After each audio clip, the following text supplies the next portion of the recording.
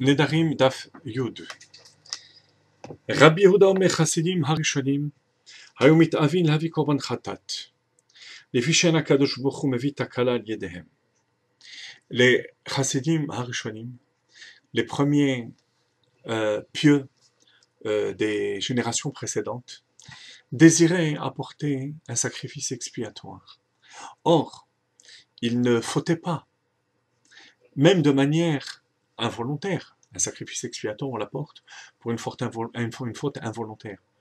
Mais eux n'avaient pas l'occasion de transgresser, de faire des fautes involontaires, puisque Akadosh Baruch Hu, dit nos sages, fait en sorte que les tzadikim ne puissent pas fauter, même de manière involontaire. Il y a une discussion entre Tosfot, d'autres Rishonim, est-ce qu'il s'agit uniquement des interdits alimentaires ou tous les interdits? Ici, on va d'après l'opinion qui dit qu'il s'agit de tous les interdits. Alors, comment apporter un sacrifice expiatoire? Ça manquait à leur panoplie de mitzvot. Mais là, ils ne peuvent pas faire une faute réelle, véritable, pour apporter un korban. D'autant plus que, dans ce cas-là, il ne s'agira pas de korban, mais de faute préméditée. Or, un korban, un sacrifice, on ne l'apporte, en général, que pour une faute involontaire. Alors, comment faire? Alors,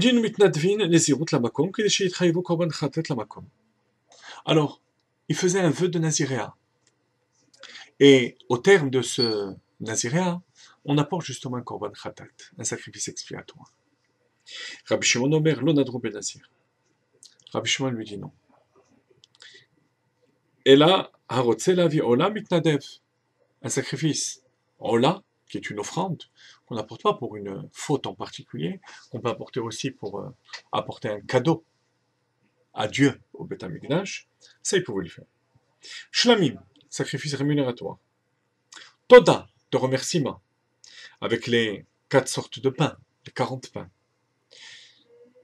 Aval, ben izirut lo yitnadvu, kede shelo yikaru chotim, shnei ve'emar vechiper alav mashachat ala nefesh. Pourquoi est-ce que l'opinion de Rabbi Yehuda n'est pas retenue par Rabbi Shimon? A priori, c'est une bonne occasion d'apporter un korban khatat pour ce chassid. Parce que, même s'il n'a pas commis véritablement de faute, la Torah l'appelle choté. Choté ici, c'est dans le sens de défaut. Il a un défaut. Et même ce terme, même s'il ne s'agit pas de l'expression d'une faute, est exclu chez le chassid. De quel manque s'agit-il? Alors que ce n'est pas une faute, ce n'est pas une avéra.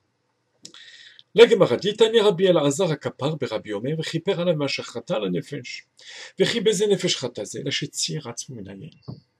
La faute, c'est qu'il se soit privé de faim. Kiddush Shabbat, Havdalah. Sanctifier tout simplement Dieu en prononçant la bracha, la bénédiction pour pris à Geffen, pour pris à Gafen. Va'alot dvarim kal vachomer. Si le nazir qui ne s'est privé que du vin est appelé fauteur, à plus forte raison, quelqu'un qui fait un éder pour toute chose, quelqu'un qui jeûne alors qu'il n'a pas l'obligation de jeûner et qui se prive de sanctifier le nom de Dieu est appelé fauteur. Et bien que ce terme choté est dit pour un nazir qui s'est rendu impur, mais même la personne qui ne se rend pas impure, dès qu'il prononce son vœu de naziréa, est appelé quand même, d'une certaine manière, choté. Il y a un manque. Alors, il y a le choix. Ou bien, ne pas faire de korban khatat, mais ne jamais être appelé choté, fauteur, même s'il ne s'agit pas de transgression. Ou bien, apporter un korban khatat, un sacrifice expiatoire, pour goûter à la teshuva du nazir, à la teshuva de quelqu'un qui apporte un korban, c'est ce que préconise Rabbi Yehuda.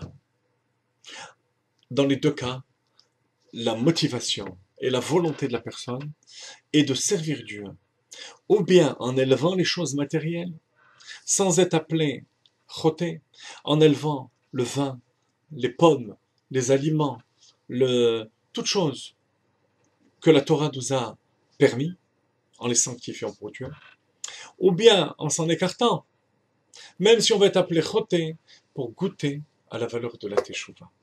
Ce sont les deux opinions. À nous de mettre en application dans le domaine, on va dire, réaliste de notre avoda, à notre humble niveau, les moments où on doit sanctifier Akadosh Baruch Hu de manière positive en élevant les choses matérielles, et les moments, au contraire, où on doit s'en priver, même si on n'aura pas eu l'occasion de sanctifier le nom de Dieu, de manière positive, on l'aura fait en se privant les Shem Shamaim pour Akadosh Baruch Hu.